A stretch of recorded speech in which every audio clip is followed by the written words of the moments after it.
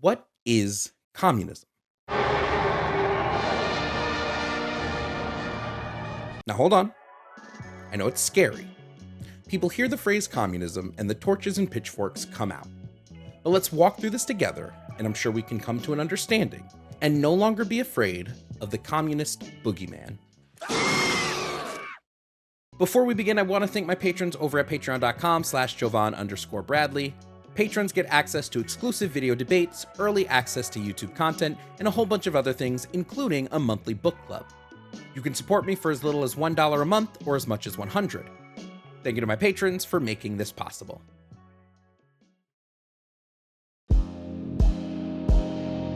Now, this should be an easy enough question. Karl Marx and Friedrich Engels, known collectively as the fathers of communism, outline exactly what it is in many different writings, including the Communist Manifesto, the German Ideology, Critique of the Gotha Program, Principles of Communism, etc., etc., etc. I've never seen so many books in all my life. To put it simply, communism is a stateless, moneyless, classless society in which the means of production are collectively owned by the workers. Or, to quote Marx directly, the theory of the communists may be summed up in the single sentence: abolition of private property. And it's gone. What? Now, before I scare you off again, private property does not mean your toothbrush. It does not mean your car. It doesn't even mean your home. To quote Marx again, the distinguishing feature of communism is not the abolition of property generally, but the abolition of bourgeois property. But modern bourgeois private property is the final and most complete expression of the system of producing and appropriating products. That is based on class antagonism, on the exploitation of the many by the few.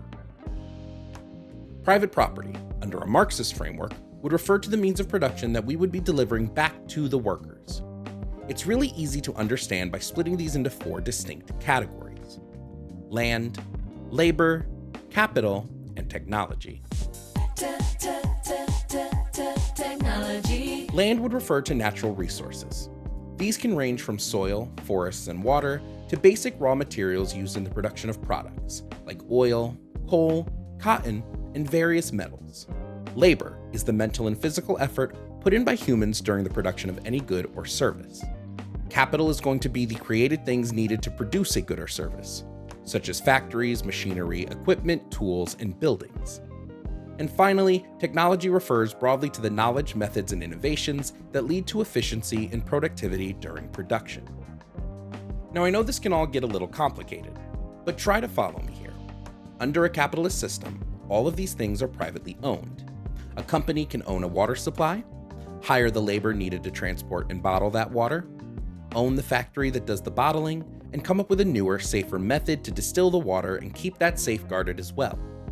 Communists would view this as a bad thing. Oh, that's not right. Allowing individuals to commodify and profit off of a resource that's necessary for us to live is both unethical and morally questionable. Why should someone go thirsty just because they don't have the money to pay for the water? Why should someone go hungry just because they don't have the money to pay for the food?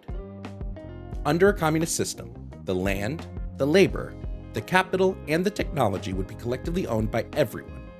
No one person would be above another. Classless.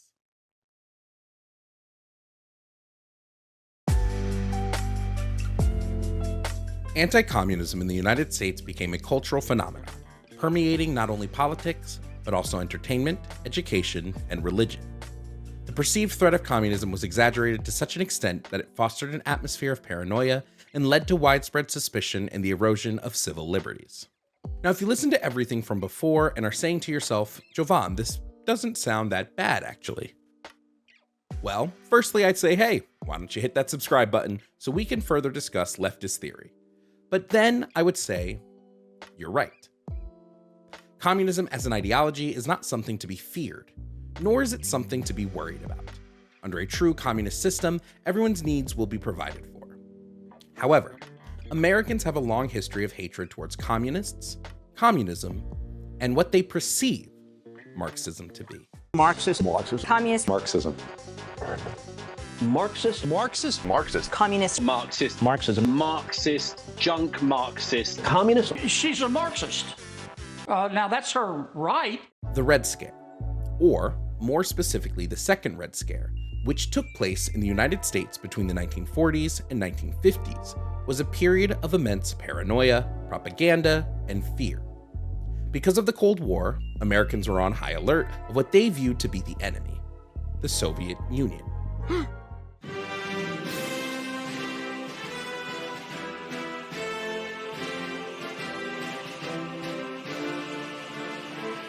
Oh my God! The Soviets were, in their eyes, an attack on not only the American people, but the American way of life, the American dream. Americans were so terrified of what they viewed communism to be that they became the very thing they feared, an authoritarian, fascist state. You're doing me a huge favor by being shrimp instead of fascists. During this time, if you were even perceived to be a communist or communist sympathizer, you could be fired from your job, removed from your communities, or at worst, jailed, kidnapped, and held in unlawful detention centers. McCarthyism was terrible, but we'll save that for another video. Americans had an incorrect view on communism, and our government even knew this. In fact, in released documents from the CIA, they even say as much. The Western idea of a dictator within the communist setup is exaggerated. Misunderstandings on the subject are caused by lack of comprehension of the real nature and organization of the communist power structure. They knew most people didn't know what communism was, and used that to their advantage to discredit communism as an ideology at any chance they were given. Now, what does any of this have to do with a preteen sitcom on the Disney Channel?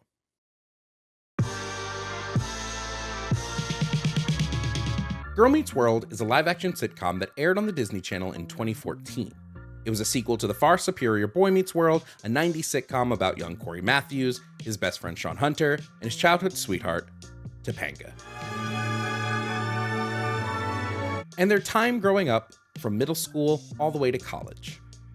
Girl Meets World follows Corey and Topanga's daughter, Riley, and sort of just retreads a lot of the same plot points as the previous show.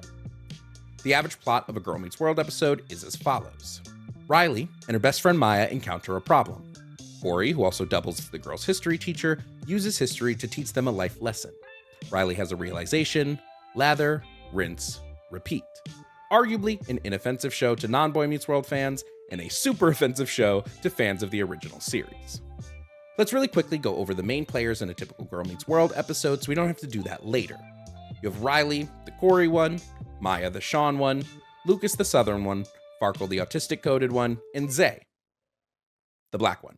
You can punish me, but the forest people love me. Okay, now that that's settled. In Season 2, Episode 28 of Girl Meets World, they decided to do an episode titled Girl Meets Communism. The plot of the episode is as follows. Riley and Lucas are sitting on the school's student honor board, and they take their jobs way too seriously and have way too much power over punishments of other students. Zay is in trouble for doing lunch swaps, not really sure what those are, but they punish him by making him do cafeteria duty. Maya and Farkle then get brought before the board because Maya was caught cheating off of Farkle's test, and Farkle was caught letting her. It turns out that Maya is actually able to retain the information on the tests when she cheats off of Farkle because she just learns a little bit differently. Riley stands up for Maya and believes she shouldn't be punished for her cheating on the test. This part actually has the only joke in the whole episode that made me do an audible chuckle, so way to go, writers.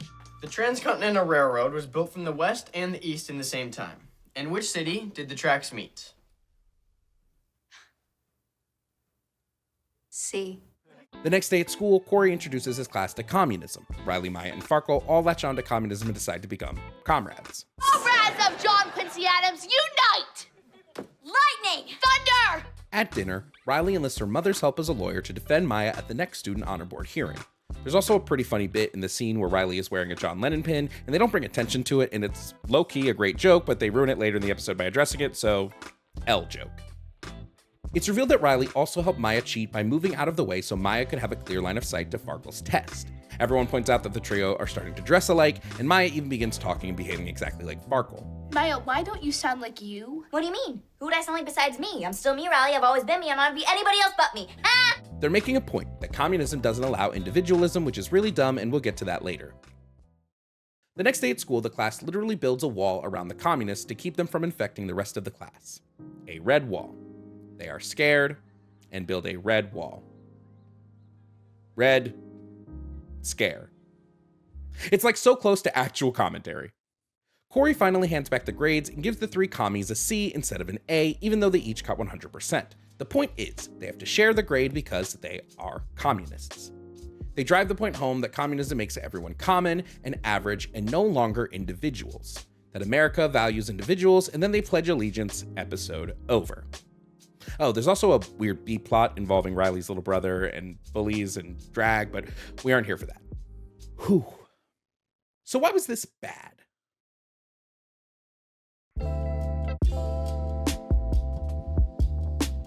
I know this has been a long video so far, so thanks for sticking with me, and I promise we're almost over, but we do need to address some of the episode's misconceptions of communism, how they fumbled the bag, and the weird US propaganda that they throw in at the end. America! Fuck yeah! The episode doesn't start to go off the rails until Corey decides to teach the class what communism is. And boy howdy, do they get it super wrong. Democracy versus communism. You get what you earn versus everybody gets the same thing. The very first thing we hear is democracy versus communism. This idea that communism exists outside of a democratic system is a huge misconception that has plagued communists since day one. A lot of this misconception comes from one phrase coined by Karl Marx: dictatorship of the proletariat. Most of you will hear that phrase and have an instant knee-jerk reaction. Dictatorship is a strong word, and most people associate it with either Mustache Man or Lil' Kim. I don't need my father. I am strong. A dictatorship of the proletariat, however, refers to a transitional period of the state, when power is taken from the bourgeoisie, or the owner class, and transferred to the proletariat, or the worker class. Under this transfer of power, everyone would be folded into the working class. Once everyone is together in a classless state, the proletariat would have a dictatorship. Everyone would have a say, and everyone would hold the same level of political, social, and economic power. Between capitalist and communist society lies the period of the revolutionary transformation of the one into the other. Corresponding to this is also a political transition period in which the state can be nothing but the revolutionary dictatorship of the proletariat. Marx recognized that democracy under a bourgeois system was better than what the world previously had, which was a feudal and autocratic system. But that true democracy, a system where everyone's voices were equally heard and valued, could only exist in a system where class distinctions were abolished. The first step in the revolution by the working class is to raise the proletariat to the position of ruling class, to win the battle of democracy. Everybody shares with everybody else? Yes, Riley, the communist philosophy is that everybody's the same and everybody gets the same thing. Everybody is the same, and everybody gets the same thing.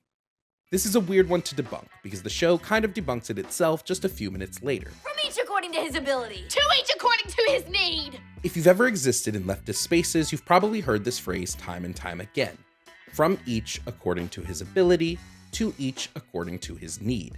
While I think the phrase speaks for itself, let's analyze it a bit and see if it tracks with the earlier statement made in the episode that everybody gets the same thing. First and foremost, Marx and other leftist theorists recognize that not every person has the same needs or wants. If I'm planning a system where I give everyone food, a family of 4 is going to need more food than a family of 2. An adult will need more food than a child, and someone who is sick may need more medicine than someone who is not. Under our current system, your needs come second to your ability to pay, or your social status. A capitalist system does not care if you starve, it does not care if you get sick, it doesn't even care if you die. All capitalism cares about is if you have the money to pay. Where's the money? So the episode gets this point of communism wrong. The next part is a bit more detailed. What do you all want to be when you grow up? I haven't decided yet. I see you as a factory worker. Well, what if I don't want to? I want to be a factory worker, I see you as a potato farmer. but I prefer the warmth of the factory. Corey tells the kids under communism they would be given jobs and must stick to those jobs. There are no social classes. There are no social classes.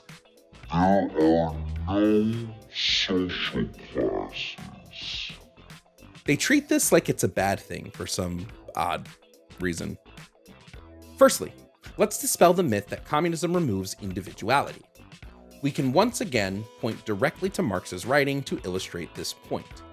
In communist society, where nobody has one exclusive sphere of activity, but each can become accomplished in any branch he wishes, society regulates the general production and thus makes it possible for me to do one thing today and another tomorrow, to hunt in the morning, fish in the afternoon, rear cattle in the evening, criticize after dinner, just as I have a mind, without ever becoming hunter, fisherman, herdsman, or critic.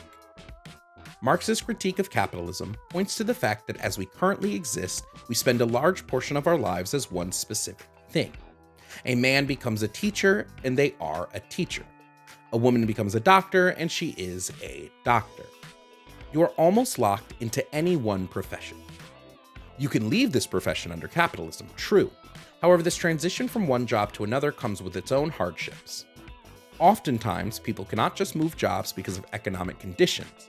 They can't afford a gap period in pay. They can't afford to find something different or better. Under communism, where your basic needs are met, you don't need to stick with a job you don't like. You're given more freedom to find work that you enjoy. Marx didn't view labor as inherently bad. Under capitalism, we all dread work. We have repetitive, menial jobs that give us no fulfillment, no satisfaction. Can I still take over the world? You sure can, just as long as everybody can take over the world with you. I'm not taking over the world with Factory Girl and Potato Head. Do something you love, and you'll never work a day in your life. We say this phrase so often that we don't realize that it's essentially saying all work is negative unless you love what you do. Marx views this as a byproduct of capitalism, and under a communist system where you're better able to find your passions without threat of starvation, everyone will find fulfillment in their labor. The fulfillment will come from your contribution to yourself and to society. The episode then really tries to drive home this idea that individualism doesn't exist under communism. Now, we've already talked about how this isn't the case, so we can skip a good portion of this. Quick tangent. I do want to point out another weird thing the episode sort of implies. Maya has always been a poor student. She doesn't take her grades seriously. She has a hard time studying and a hard time taking tests. They learn in this episode that there is a way Maya takes in information and not only absorbs it, but learns it. And instead of exploring this more and finding a way where they can possibly help her as a student, they force her back into their way of doing things. Maya doesn't learn as well through normal channels, but she isn't allowed to learn in her own individual way. They force her to be a part of the collective. She must learn the way everyone else learns. She must study the way everyone else studies, and she must be tested the way everyone else is tested. Kind of seems like individualism isn't valued here, doesn't it? Anyway, back to the episode. The last thing I want to cover is the test score that the trio receives towards the end of the episode. Now, I remember when I was in 10th grade, I had a social studies teacher set up an experiment to teach our class about communism. We arranged our desks to resemble a factory line, and we had to make paper dolls. After each doll was completed, we'd each get Monopoly money to signify how well we did on our individual tasks. Slowly, the teacher began moving us to a quote-unquote communist system. She began paying us all the same no matter what we did. Mess up the doll? $5. Break something? $5. Do nothing at all? $5. She tried to hammer home the point that under communism, lazy people would prosper and hard workers would suffer. Side note, if I ever learn to travel back in time, I'm going to this exact moment and giving my teacher a crash course in Marxism. Corey does sort of the same thing here. Because Riley, Maya, and Farkle cheated and all took the test together, he splits up their grades so they go from having 3 A's to averaging out 1 A into 3 C's. 100%. You get a C. How do we get 100% and get a C? A divided by 3 is a C. Look at you. You're all the same. You're average. You're common. I think this part is what's most frustrating to me. Remember that capitalism already operates under this framework. The CEO, the capitalist, doesn't produce the labor needed to run their company.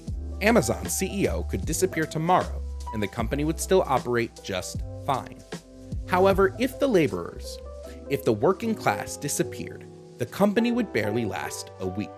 The episode tries to hammer home that communists don't do the work themselves when it is the capitalists who engage in this very same practice. And I want to be clear here, I'm not talking about mom and pop businesses or people who open and close their stores every day with 1 or 2 employees. We are talking about mega corporations, these businesses that are so large that they have influence over both economic and social policies. Walmart's CEO has a salary of $26.9 million, while Walmart as a company is one of the largest employers of Medicaid and food stamp recipients.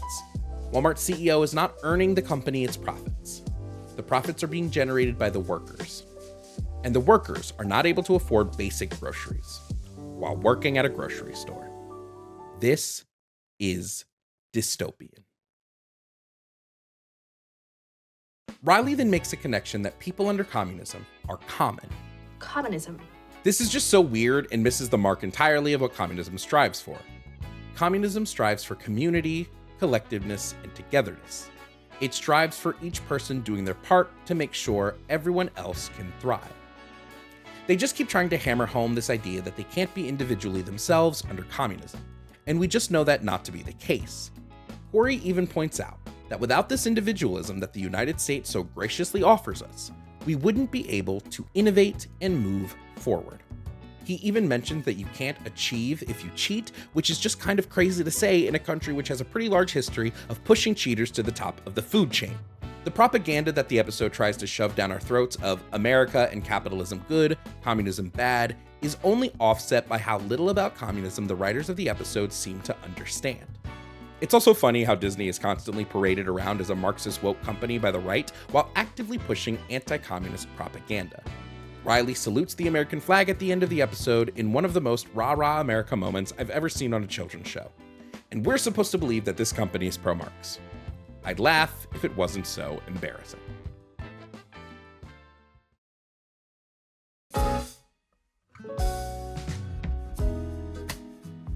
Now, I didn't expect Girl Meets World to wow me with an insightful understanding of communism. As previously stated, the deep-seated misunderstanding of the ideology is by design. The US couldn't maintain its hold on global capital if it didn't convince everyone that a system that valued them was worse than a system that doesn't. We literally call the poor lower class.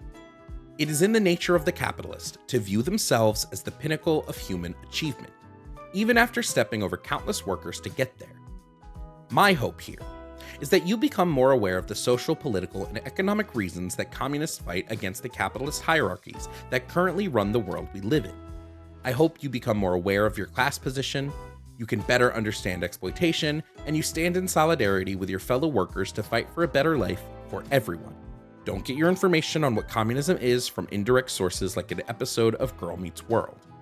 Instead, get your information directly from the writings of communists. Don't let the word Marxism scare you. The fight for a better world can only happen when we fight together. But hey, what do I know? I'm just an internet socialist with too much time on his hands.